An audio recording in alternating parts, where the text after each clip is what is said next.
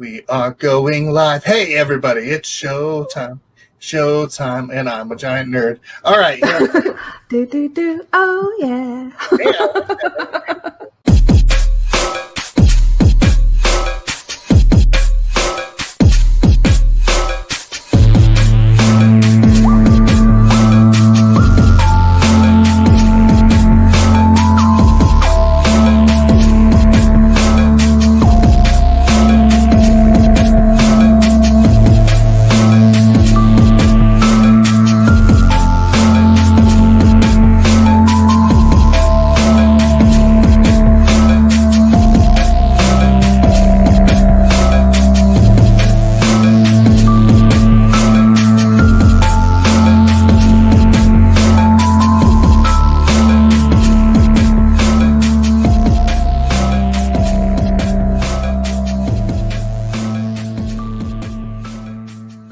Ready to go live. Hello, everybody. It's a dinosaur. His name's Rex and blah, blah, blah, bloop.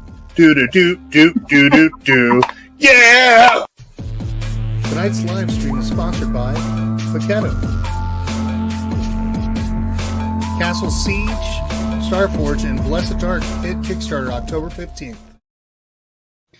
Hello, everybody. It's Chris from the Charity Board Gamer. I am super excited because tonight, if you haven't noticed from anything on Instagram or anything on Facebook, you might know that I happen to have a great, deep love and appreciation for the people at the Op, also known as USAopoly. If you've ever seen those super cool versions of Monopoly that are out there, like the latest one is Elf that just came out, or just any sort of, fun board game like the Thanos Rising, Plankton Rising, Darkside Rising. I don't know. I might have an addiction to these games.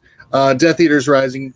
You'll know that I and our family truly love the people at the Op. So how cool is it that tonight I get to hang out with Kami and Pat from the Op? So Kami, Pat, say hello. Hi, everybody. Hey, everybody. Jinx. So as we're going throughout the night tonight, if you have any questions that you want to ask Kami or Pat, please put so in the comment thingamabobber. And we're going to be talking tonight also about World Vision, and we're going to be talking about Cancer Research Institute, two charity nonprofits that are close to Kami and Pat's heart. And also, I'm kind of excited to hear more about this musical instrument thing, or this music thing that you're doing with the local high schoolers or local school students. So I want to hear about that as well. But first, I'll let you all kind of talk a little bit about yourselves. Let us know how you all got into the board game industry, but tell us about what it was like growing up, board games, anything that you really liked playing when you were younger or anything like that. I'm going to drink this tea while you do it. Kami, go for it. Okay. I can remember playing board games before I can remember to read. Like, we grew up playing Yahtzee and simple things like that, just really early on.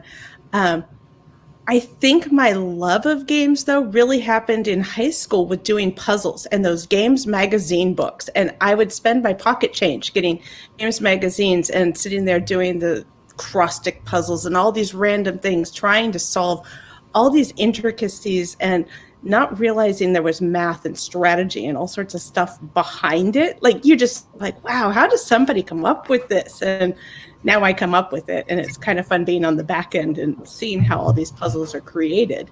But I fell into game design kind of on accident. I didn't really mean to be here. Well,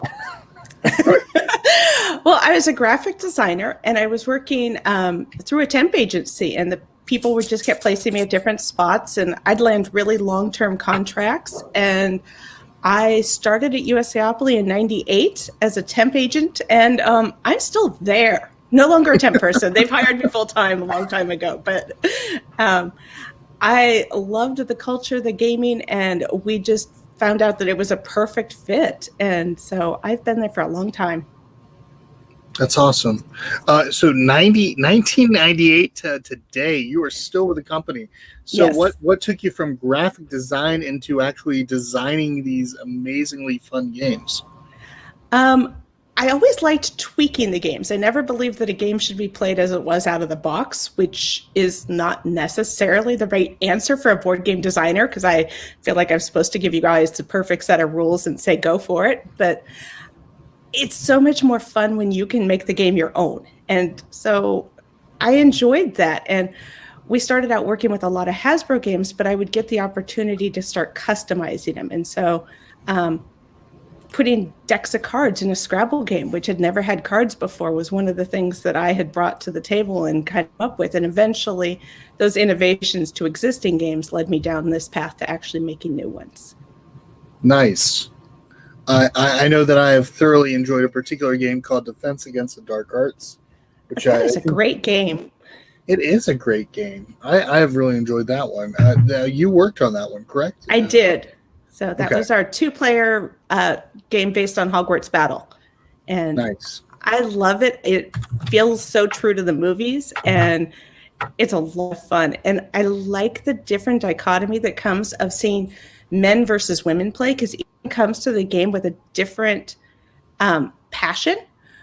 I don't understand why, but men just want to come out of the gate and attack as hard as they can. And the women are like, ooh, there's hexes in this game. Let's see what happens when I just add this card to my deck over here. And they make the game, it's just so interesting. Like, my favorite thing of playtesting was when I'd see people come in and the guy's like, what about this? I know all the rules. You told me I have to push the person back. I have to attack. And then they test the game and find out that's not actually the strategy every time. I just always try to get Draco. That's the only thing I've ever learned, is try to get Draco Malfoy early as you can if you're able to, and then try to dominate as much as you can. I mean, I do kind of come out swinging a little bit, but my son is the one that will come out swinging. My middle child, he will start coming out swinging. He's like, all right, let's go. I'm going to get all these Slytherin characters. We're going to start throwing hexes your way. I'm going to start throwing some punches, some jabs. It's how he is. Yeah. So Pat, tell me about yourself. Tell me what kind of got you started. Now, there's a weird thing there's a title that you have that I see, and it's doctor. So I'm always curious, what is this doctor part about, and what got you into that, and then how'd you go into the op? Yeah, so the doctor thing kind of comes somewhere in the middle of the story, I guess. I as a kid, like similar to Kami, like grew up playing games.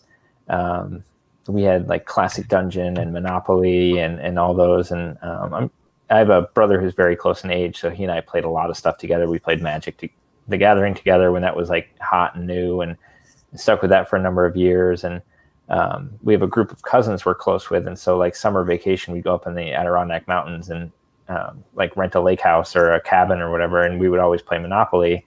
And being one of the younger cousins, I would get destroyed basically. So I found a strategy guide to Monopoly at the library and like read the whole thing, so I could go back the following summer and like beat all my older cousins at Monopoly.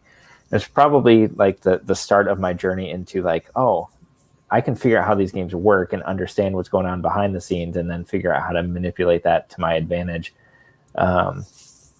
So as a kid, like HeroQuest, Magic, and all that stuff was definitely part of the experience too. And then went to college and got into video games and kind of went the other direction, and board games took a backseat for a while.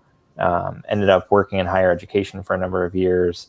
And it was probably right after my master's, when I was in my first job at Hamilton College, that one of the students I worked with introduced me to Catan and was like, hey, have you ever played this game before? Some of my friends found it. We've been playing it a lot. And I think the first time I played it, like within days, I was designing my own game going, oh, there's this whole world of stuff and I want to be part of this. So I very quickly turned back into that. But while I was doing that, I was still working in higher ed and ended up coming out here to San Diego to work at the University of San Diego, and was looking at sort of the career trajectory in higher ed administration and working with student development and student learning. So I started my PhD in leadership and higher education leadership to kind of pursue that career. And while I was in the midst of that, I was pitching games to the op and designing games on my own time. And I don't necessarily recommend working full-time, designing games, and doing a PhD all at the same time. It's not. Why? Why is that? It's not like a PhD takes a lot of time or anything, right? I mean, as long as you don't like to eat or sleep, it's fine. It all works out. But So somewhere in the midst of that, I had been pitching games to Tony and Andrew at the Op and Kami. I got to play some of those early prototype games as well. And then Court of the Dead came up as a project for the Op and the Big Mourners Call game. And so the Op reached out to me and said, hey, you're local and we know you can do hobby games. Do you want to take a crack at this thing for us? And that kind of quickly, before I even really got started on it, turned into a full-time gig. So came on and did that game and got to do my first Hasbro game with Rick and Morty Risk and dove into it. And I still had probably a year's worth of classes left on my PhD plus the dissertation. But at that point I was so far in that I said, I'll finish that thing while I design games on my full-time career. But I figured, why not have the PhD just to have it? So finished that out, and it took me a little longer than I had hoped to get the dissertation done, but it's done. So finally I can put that aside and have a little bit more free time. So have you used any of your knowledge and your education into some of the games that you're making to make it easily approachable for families or for kids?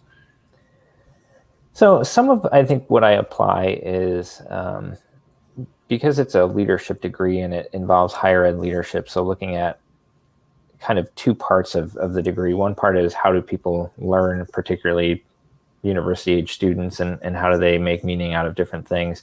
But the leadership piece has this whole area of study in how organizations function and how people function in groups.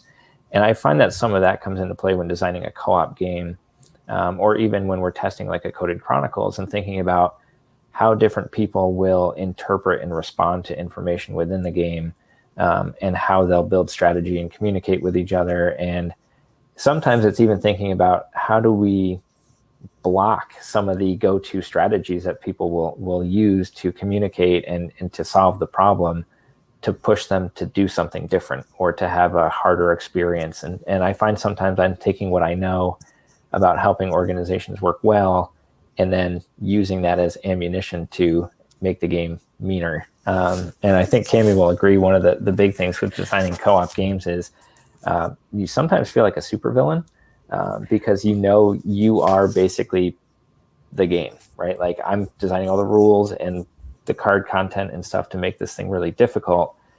And if I can think about and envision how people will experience that from the other side of the table, I can do things to be really annoying, like, make sure that there's a villain that heals other villains or things like that you can kind of interpret that experience or sort of predict what that's going to be like.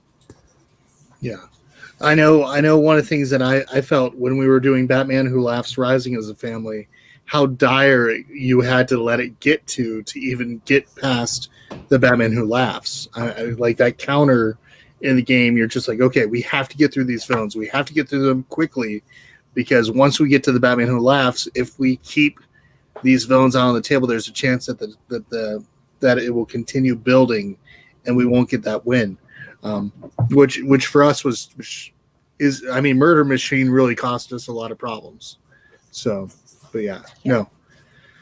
That was meant to be the worst of the series, I think, in terms of the difficulty level, because it's the story. Like the story of that comic arc is really dark. It's really, sort of defeatist in the sense that like the characters don't know if they're going to pull out the win and if they're going to be the heroes that save the day. And they have to make some real tough choices and some sacrifices in terms of values and things like that to get to that win. But it was also like that sort of track presented an opportunity to, I think, balance out one of the things that can happen with a Rising game is, and we had this in a play test, I think just last week, the dreaded like, of the 9 cards around the ring, 7 of them are villains. Now what? When you start the game and that's your starting deal. And I know people who would say like, when that happens, we just shuffle the deck and start over. We don't even play it, because they just feel like that's not going to work. So the Dark Knight's track in Batman sort of staggers when those villains come in rather than having them be random in the deck. But at the same time, it makes it very obvious when they're coming, which is part of that like psychology of like, how can I put this threat right in front of you and leave it lingering there when there's really not much you can do about it? and you can't avoid it. You know, you have to go through that whole track, and that kind of creates that fear and that tension that's really important in that kind of game. But it is nice to have a little bit of that predictability, knowing that, okay, we're going to have to go through these. Where like you said, yeah, because I remember Thanos Rising, I think we had a situation where it was like 6 out of the 9 cards that came out were all villains, and we're just like, okay. I was very fortunate that my son, my youngest one, he stopped by here earlier to say hi, very, very nervously. He became the master of the dice. I think by the end of the game, he had like 8 dice that he was rolling, and he's just like, all right, I've got the Hulk, I've got all these things, and I'm like, whoosh, and like I'm down to 1 hero left. All I have is 1 hero. My other son, I think he had like 2 or 3 heroes, and we were just like, okay, this is all up to you, Elijah. We got to get this. We got to do this. And he rolls it, and it's like relief. But I also do like that you've recently a little thing different is that the difference between Thanos Rising and then you seeing the other Risings is that you have the chance to actually fight that main boss. So it's like you didn't get to fight Thanos in Infinity War, and I was kind of like, I kind of wanted to, but yeah, now I'm kind of curious to see what the what you are possibly going to come out with for like little cards and stuff for this Batman Who Laughs Rising. That's one thing that I'm eager to see. But tell us about some of these other games. You were just talking, both of you were talking about the Coded Chronicles. And of course, our family has really enjoyed the Scooby-Doo version. We actually were given the chance to play test that, and we loved it. It was so hard, like just being like, I can't say anything. I remember I sent pictures of us playing it with Kami. I think we're just like, we were having way too much fun right now. You were probably one of the best play testers we had. You couldn't stop telling people because you had feedback from probably 3 or 4 different groups that you played with when you play tested, versus some people were like, okay, I played it once, it was done, it was fine, and didn't go out and, share it with more people. And I was like, wow, Chris is such a great ambassador for these games and playtesting. I'm like, because you had our youngest playtesters, you had the most playtesters. I'm like, wow, it was awesome. Like Oh, go ahead. No, I was gonna say you are the best person to like I can tell that you are passionate about games just by how you responded to the whole thing. The reason why I think we like games so much is because, and I'll give you a perfect example, is like Thanos Rising was a great example of why we really have gotten into games. And because before you see all these, this was never this, like not even 2 years ago. I think I had maybe 3 or 4 games, and I started teaching them and I started learning them. And the idea was I put away a lot of video games off to the side, and I was trying to find ways to put the phone down, to put the games away, to actually get back to the table and just kind of enjoy that time with our family. And so like Pandemic, Werewolf, the One Night Ultimate one specifically, Thanos Rising, Catan, those Catan Jr. really. But having that chance with the family just kind of made it more fun. I mean, over the holidays, over the past week and a half, we're about to put out 7 reviews on games that we just had fun as a family. It's just kind of like, okay, let's keep this going. Let's just keep having a good time playing games. And so when we get a chance to play test a game from a company that we love, and it's an IP that we really enjoy, like I love doing the voices. So we did voices for the characters. It was like, Zoinks, like I'm so scared, Scoob. Like I don't know what I'm gonna do, man. It's like, I don't know, Raggy. So having that fun with my kids, just doing voices with them, made for a great experience. And of course the kids had their little toys, and I think I sent you a picture that Elijah had where he had his version of the Mystery Machine, and the whole Scooby-Doo gang kind of gathered around, and we're kind of walking them through the different areas and everything. So yeah, it's a lot of fun.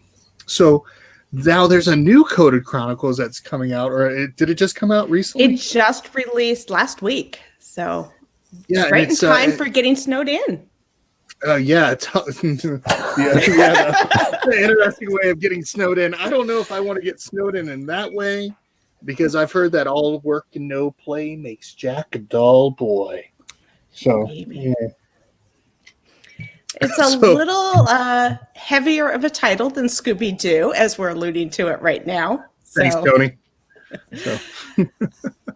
So tell us about this game. What can you tell us about? I know it's just recently out, and I know you can talk about it, but I know that we don't want to give away the whole depth of everything inside, because the fun of those Coded Chronicles is not knowing everything that's ahead of time and just kind of trying to get through it, which I like that. So, well, as Chris alluded to, just one of the great things about the Coded Chronicles is the story that's in there, the voices, the characters, and how true they are to what it is. This is another escape room, and this one is based on The Shining. And so for those of you who like your escape to have a little bit more sinister backstory behind it, this one definitely ramps up the tension. It's darker, it's grittier, a little more blood splatter involved. I can say that, I think, without spoiling a ton. But it's really, you see the world Jack and Danny's eyes. And so, Wendy and Danny's eyes. And you are trying to evade Jack for as long as possible and hopefully eventually escape the hotel and make it safely to Denver. I don't know quite where you're going, but... somewhere, I think, didn't they at some point go down to the coast or something? I mean, in Doctor Sleep, where it continues in the sequel, I think they go down to the coast, and then Danny is later on able to put all of the ghosts, so to speak, inside of his mind somehow, like trap them, which I thought that was really unique. Have you both seen Doctor Sleep yet? Yeah, I saw it recently. Oh, Doctor Sleep. Really impressed. I know it got kind of panned reviews, but I felt like it did a good job honoring the book, and it did a very good job of still representing the Kubrick's vision, because Stephen King wasn't as pleased with Kubrick's vision of the book. So I thought it was good. But yeah, so Wendy and Danny's perspective, that sounds very interesting. Do you get to now, are you actually using the real likeness of Shelley Duvall, or are you using more along the lines of silhouettes? So kind of like what you did with Die Hard. Yeah, similar like art treatment. Yeah. Okay. Because I like that idea. Because don't get me wrong, Shelley Duvall's scared face was amazing. So yeah, but. And I'm guessing it would be kind of hard to get Jack Nicholson to be like, oh, yeah, just go ahead and do it for free. I can't picture him because you all work a lot with having to make sure that everything fits within the licenses. And you're also having to make sure that like the different characters that the people that are represented actually are giving permissions as well, if I'm correct. Is that right? Yeah, it's a big challenge in the work that we do is, you've got to balance all these different pieces, right? If you take a fandom, like in this case, Shining, which you've got people who are super Stephen King fans and fans of the book. You've got people who are super fans of the movie. You've got people who are fans of both, people who like one and hate the other.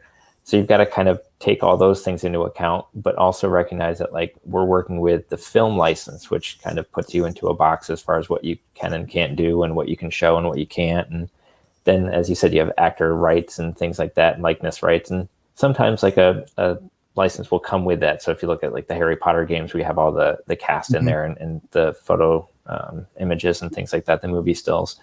And other times it doesn't. And sometimes we have to make a choice about like, maybe there's 5 characters in the style guide, but not all the characters we want. So there's always these sort of challenges we face to then find out what we can actually do. And then, of course, custom art has a cost to it and things like that we have to consider, because we want to try to keep everything with an approachable price point for fans. We don't want to necessarily like, here's the perfect game for the fan, but you can't afford it. Like, that's not a situation we want to put people in. So you have to try to keep all those things in mind, and then also add in the gameplay experiences, like how hard should it be, and what kind of story needs to be told. And I think this is an area where Jay and Sen really shine in terms, not to use the pun there, but in terms of their work with the Coded Chronicles, right? Like, I think they really nailed it with Scooby and capturing the voice of those characters. And a number of times I've had people be like, "Oh, I think I remember that episode of Scooby-Doo that it's based on." It's like it's there not. was no episode based on that. That's the thing. Is like, but it was so well done that you could picture it as an animated cartoon. So Right. now I'm curious if I will feel like I'm in the Overlook Hotel. Well, and that's an interesting distinction between the two, right? It's like Scooby is episodic, so there's sort of a trope and a pattern to how each episode of Scooby goes, and so they were able to write this original story that feels authentic to the brand.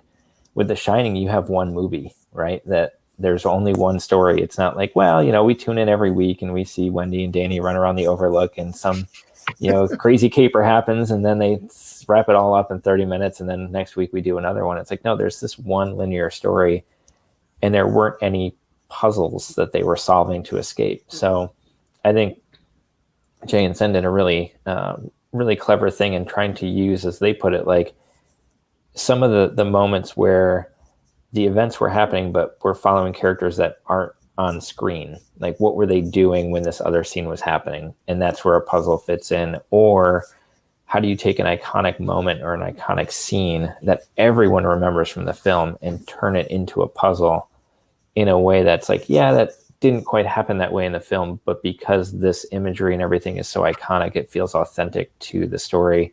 And then, of course, all the writing of the character dialogue, it's not just word for word quotes out of the film. It's, taking and shifting that to fit this like alternate narrative that involves the puzzles to escape. So, obviously we're very lucky to have Jay and Sen templating that all out for us and doing that writing.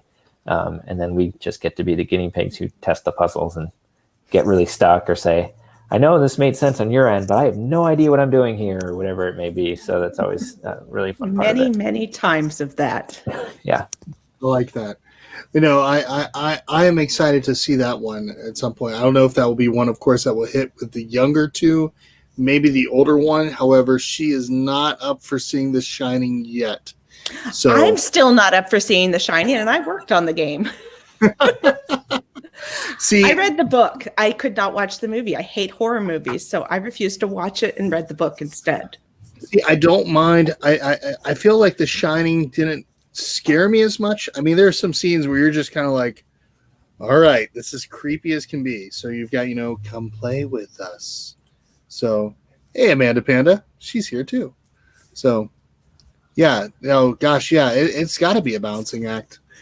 But yeah, I have to think about the fact that you all are trying to make something authentic, but at the same time be loyal to the subject matter that you're working with, which I found interesting, because a lot of other designers, they'll be like, okay, I'm going to make this random thing that's going to be random and different, and I can just kind of attach whatever theme to it a lot of times.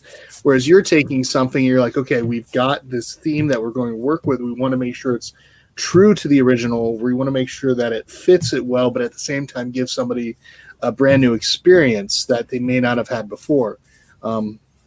Like you said, Scooby-Doo, it feels like you're actually watching an episode and you're playing through an episode. And now you're talking about Overlook Hotel, and you're talking about the idea of, okay, we're going to be journeying through the eyes of Danny and Wendy. And then, of course, Die Hard. Die Hard, you're playing as the terrorist and you're playing as John McClane, which, I mean, who doesn't want to be John McClane? I think when I taught at Origins, when I taught that game, I was like, okay, I'll be John McClane. Twist my arm. I'll be John McClane every time. Yeah. So, yeah. So come out to the coast, have a few laughs. It's just so everybody knows, it is by far one of the best Christmas board games ever made. So, yeah. I said it. Die Hard's a Christmas movie. For anybody that wants to fight me on it, you're not nearby, so you're okay. So, I mean, I'll support it. There's a real reason why the color palette in that game is what it is, and if you look at the movers, they're red and green for a reason, and there's that kind of undertone because, obviously it takes place on Christmas Eve in the film, but it's also like that's part of the fandom, right? Is that debate you just brought up? Is it the best Christmas movie of all time? Is it just an action movie but not a holiday movie? So whenever we're my working husband will tell you it is definitely a holiday movie. Yeah, it is. I mean, It and is. Die Hard 2 is also a holiday movie as well. It's just not as good. And then the other two are they're okay. So, actually, is it 3? There's 5 of them now, isn't there? Die Hard. Yeah, 5 Die Hard films. Live Free or Die Hard was the 4th one. Then the 5th one was the one where it had his son, and you're just kind of like, eh. And you could tell, I think by that film, I think Bruce Willis, you could kind of tell he was phoning it in a little bit versus all the other ones where it's like, all right, I'm getting paid and I'm having fun. And I just got done doing, what was it, Moonlighting? I think it was the show he did before that was Moonlighting. So it's like, okay, I'm going from this drama type show to an actual action role. And now he's like out of the action role and he's kind of like, okay, I'm kind of done with doing the action shtick type thing. But then you'll see like all these video on demands of like previous things that were recorded that he did, and you're like, okay, it makes sense. It makes sense. Yeah, a good day to Die Hard. Okay, thank you, Fletch. I was wondering, Die Hard battery commercial now too. I have not seen that yet. I need to see that. But he probably got paid well enough for a battery commercial, which I guess that's cool. I mean, well, and apparently Die Hard 6 is happening, so that's. Are you serious? Yeah, it's a prequel to the first Die Hard, and it's I think supposed to be John McClane as like a beat cop in New York City before, I think even before like he and his wife separated, before he comes to LA and has his whole adventure in Die Hard 1. So it's like the origin story of John McClane. They should have that portrayed by what's his name? Andy Samberg, but not Andy Samberg, but his character from Brooklyn Nine-Nine. That would be great. Oh, that would be awesome. See, I would love to see that on Brooklyn Nine-Nine, see like them actually playing the Die Hard board game. Like, I don't know. It would be kind of cool. But I think Fletch was joking about that when we were at Origins about the idea. It's like, if we could only get the people of Brooklyn Nine-Nine to put that in the show. So, because I mean, who doesn't want to see that happen? I mean, if you're a Die Hard fan and you're also a Brooklyn Nine-Nine fan, Jake Peralta, that's it. Yeah, Andy Samberg for Bruce Willis, for Bruce Willis's role. Let's do it. I feel like if they're gonna do it, it should be like them filming a documentary reenacting John McClane's story. So It's like the whole thing is like a meta thing where it's Jake Peralta being cast as the lead in this documentary, and then them like shooting it and playing out the whole story. Oh my gosh, that'd be so good. And it'd be interesting because then you'd have Jake Peralta like meeting Bruce Willis at some point in the middle of the whole thing, and just the film would just go off the rails even beyond that. I think that would be pretty good. And of course, you have to have Officer Holt or Captain Holt. Yep, Raymond Holt. Is that right? I think. Yeah. Yep. I've been missing that show, so I need to watch that again. But yeah, all right. I'm getting way off topic now. What we are going to do, though, real quick, we're going to transition over, and we're going to actually pull up one of the charities we talked about. But I do want to also first ask Kami. Kami, tell us about the stuff that you're doing to help students who are music students who are not able to practice in person. I know you were mentioning to me an email, and I put it in the comments that you're doing something. You and your husband are doing something that's actually helping music students who are not able to connect be able to still practice music, and even help fundraise to be able to afford those instruments that they can't normally afford. So it's not much about the instruments they can't afford, but our percussion students play these really big, very expensive instruments called we have marimbas, we have all sorts of things, and they're kind of like xylophones, but they're huge. I mean, they weigh a ton. And with this COVID and everybody being at home, we had enough instruments for the entire band as long as it was separated and all those kids went to different classes. But now with everybody being home, there's not enough instruments. So we have about a third of the instruments we need, which means most kids can take their instrument home. So if you're my daughter plays the bassoon, I have another one who plays the bass clarinet. They've got their instruments at home. They can practice. I hear them all the time while I'm working.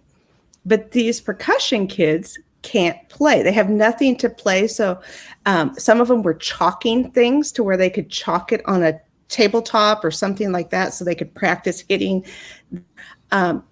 the ones who play the drums, it's really easy because you can get drum pads for them. So my husband devised a way to make, he's cutting out sheets of plywood, and those, it's almost like yoga mats, but the stuff that you step on in the garage to like cushion your feet. EVA foam. Yeah. Yeah, that sort of stuff. He's been cutting it out to the right length and then gluing it down in exactly the spots where there's a key on their marimba. So they have a cushioned pad for their mallets so they can practice at home and still keep the rhythm of playing the instrument without actually having an instrument of them to play. And so that's one of the ways that we've been trying to help with this quarantine to keep the kids all engaged. And we don't even have percussion students. So it's not helping us at all. We're just doing it. That's awesome. That's really cool. I mean, I play cello, and so for me to be able to somehow play, because I mean, when I was in school, I think it was middle school, as a middle school student, you basically would rent the cellos almost from the school just to be able to take it home and play it. And sometimes you wouldn't even be able to take it home at some instances because it was being used by other students. But I like that idea that you all are making something possible for kids to still be able to practice and play the notes ahead of time, so that way they can actually be able to perform later, which that's really cool. I like that. So that's awesome. And of course, Amanda Panda also says that's awesome. So it's pretty fun. So, and I know the kids appreciate it. So. Well, tell us about World Vision. I know we were talking a little bit about how your family actually has sponsored a child through World Vision. I'm going to scroll through the page, and you just talk to us about it, and then afterwards we'll talk about Cancer Research Institute with Pat. So, yeah. I started sponsoring through World Vision, I'm guessing about 5 years ago. Helping kids in need has always been close to my heart. My mom was adopted. My cousins were adopted. So I have a lot of people in my family that came that way. So we didn't have the opportunity to actually add people to our household, but we wanted to do something for others. And this gives us a hands-on, one-on-one experience. So I have currently a little boy in Honduras that we sponsor. And so we, it's monthly gift. But what I love about World Vision is it's not just about one kid, it's about the entire community. And so they are there making sure that the community has healthy drinking water, for one thing, education aspects. There are opportunities to buy people goats and chickens so they can have fresh milk and food to eat. And it's more about trying to bring the entire community and raise the level of that area.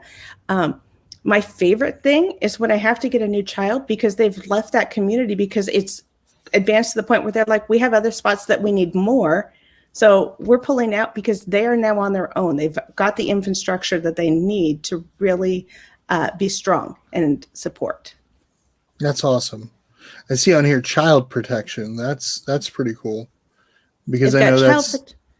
Go ahead. They've got that right now. They have a lot of emergency services kits. So COVID stuff, there's fresh drinking water. If a hurricane hits somewhere, they usually will come in and try and help out people in that area. And so one-time gifts you can do.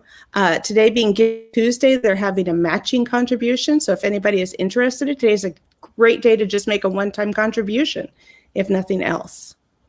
Here, and what I'll do real quick is I've actually got a little banner that I'm going to put on here real quick for everybody to be able to click on and actually donate to either of the charities. And I'm going to scroll that across right now. So yeah, keep talking about it. I'm going to also put in a comment right here. Boom. I'm doing a little tappity. There we go. So yeah, no, I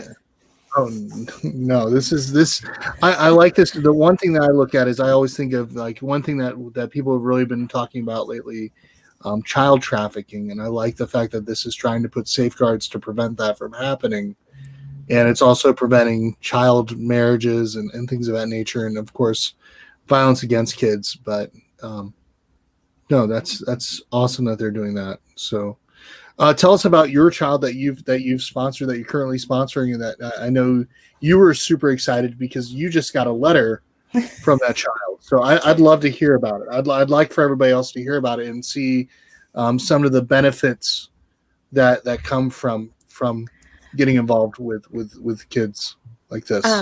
I wish I could remember all the statistics, but one of the things about their annual Christmas letter, this is the first year I haven't gotten a hand-drawn picture or letter from my child, and we've switched to Spanish-speaking countries, because usually I can read what they have to write without having some translator. Originally, I had things in languages I couldn't understand, and I was like, well, that's a sweet letter, I'm sure, but I have no idea what's in here.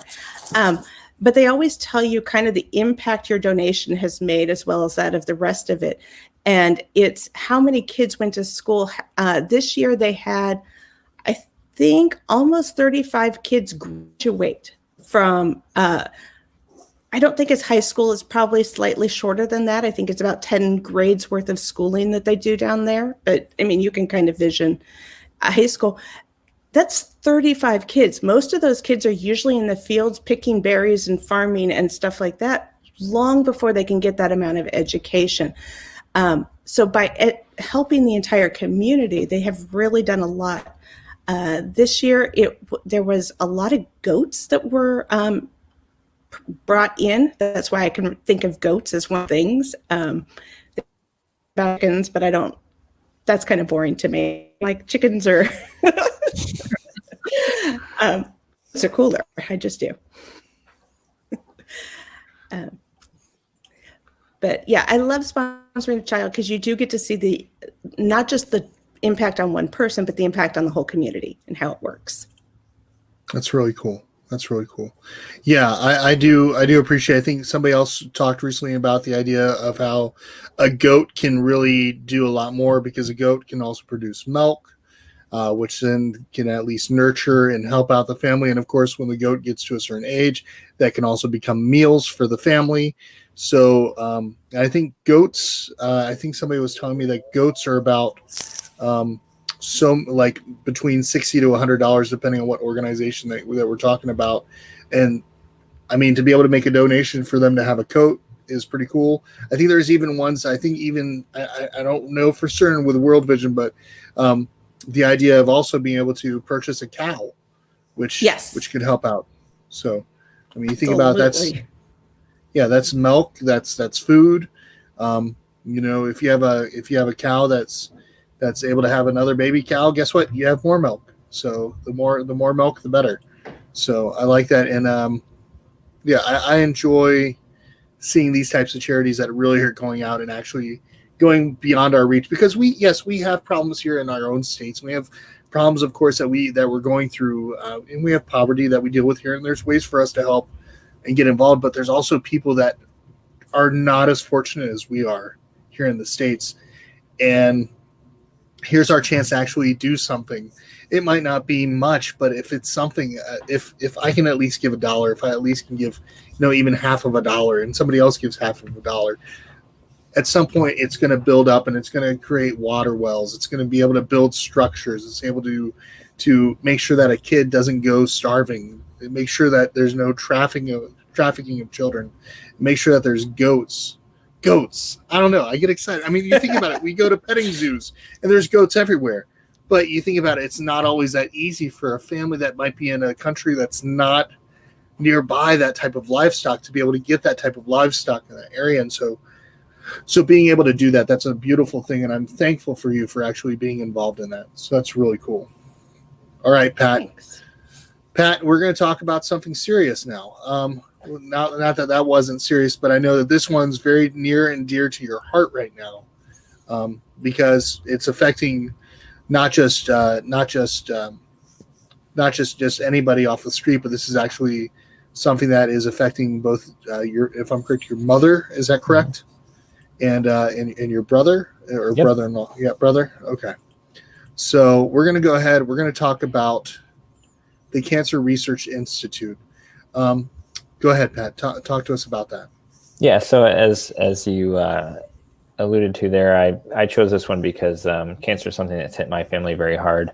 My mom is battling her 4th type of cancer right now. So she's beat 3 different ones and she's on to a 4th. We joke that she's trying to collect the whole set. But it's it's a tough process, and it's very difficult to go through cancer treatment and and everything that's associated with it. And then my oldest brother is also currently battling throat cancer. So this has been a challenging year for all of us in terms of cancer and the way it's impacted our family. And then on top of that, we lost one of our colleagues at the op earlier this year to cancer as well. So certainly something that is constantly on our minds. And the reason I chose Cancer Research Institute as the charity to talk about is because their focus is on immunotherapy, as you can see there on the screen, which is looking at an alternative to chemo and radiation, which are sort of the tried and true treatment methods right now.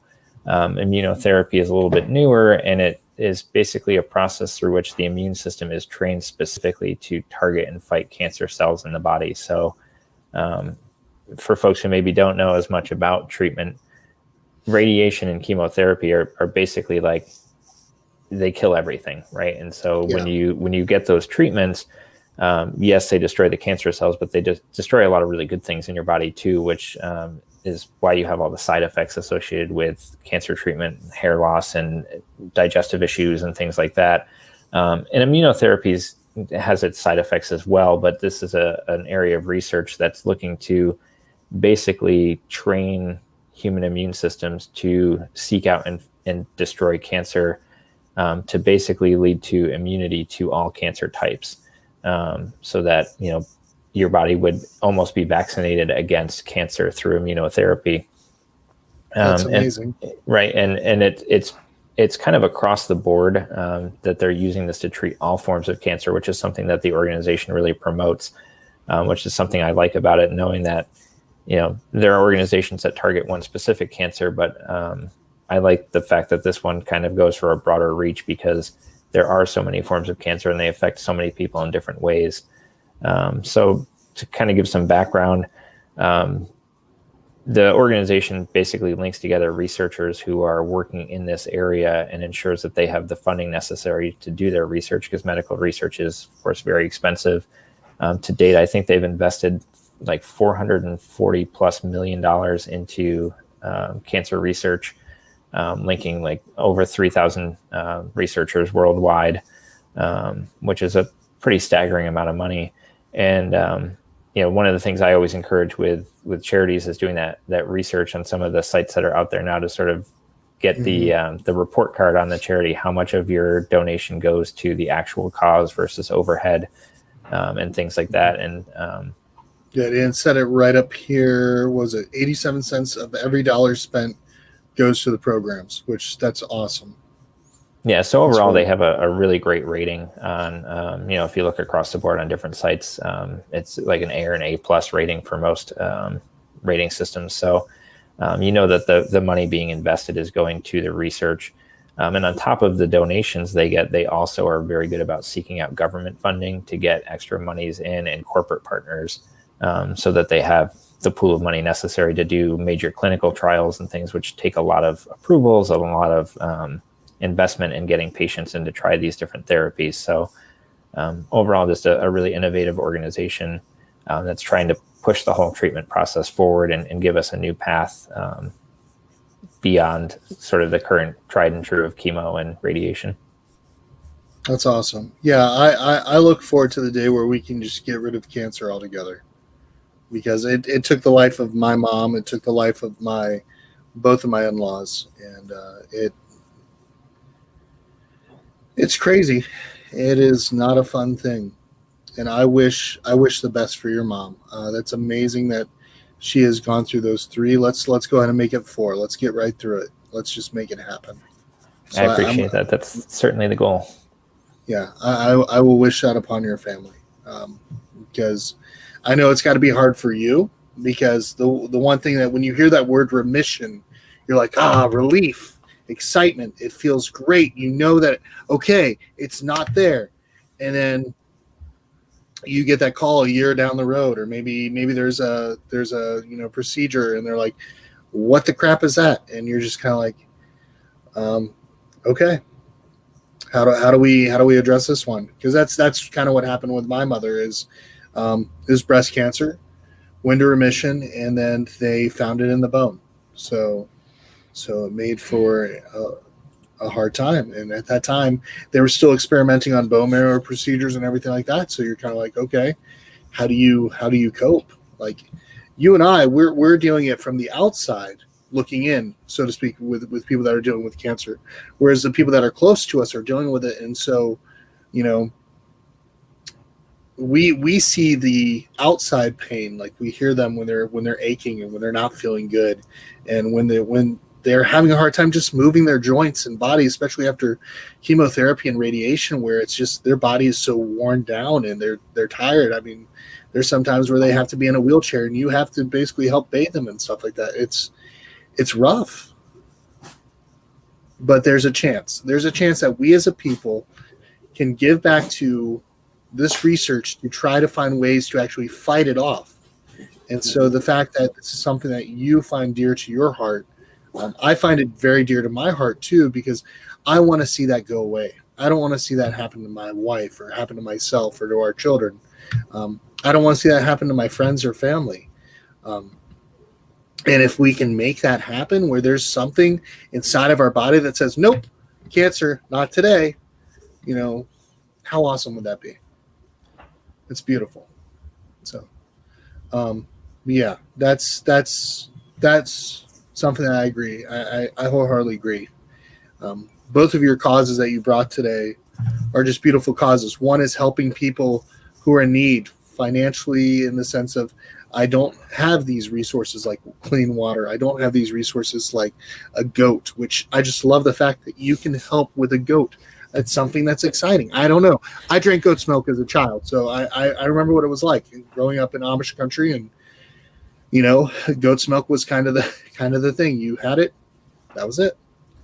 But being able to just give back to people that are in need and outside of our reach, to find a way to reach out to them and tell them that they're loved and tell them that they matter, that's awesome. That's a beautiful thing. So Kami, that is beautiful that you're doing that. Sponsoring a kid. Pat, I wish the best for you, for your family, for your brother, for your mom especially. I wish that one day we can say cancer is gone and not have to worry about it coming back. So Thank you. Appreciate that. Anytime. I try not to let my eyes sweat, but it's kind of one of those things that happen sometimes when we talk about these topics. But yeah, for those of you who are watching right now and you're wondering, how can I help? How can I make a difference? Well, in the description and even in the different comments that I put previously, you can click on both of these links. They have donation things. It is Giving Tuesday. We had a great time eating lots of turkey or spending time with family, or, you know, maybe we didn't get to spend time doing that as much this past Thursday, but we have been very blessed to be able to do the things that we're able to do. So can you spare $1? If you can spare at least $1, click on that donate link, make that dollar donation to both of these charities or whichever one's closest and nearest to your heart. If you're not able to, that's understandable. There's a song that says, Christmas is coming, the goose is getting fat. Please put a penny in the old man's hat. If you haven't got a penny, a hay penny will do. If you haven't got a hay penny, then God bless you. So take, if you're able to, if you're not able to make a contribution towards either of these charities, please share the word about them. We don't want to see cancer continue. So let's work towards that already. We don't want to see hunger happening to children, especially. So let's try to help that in some way, shape, or form.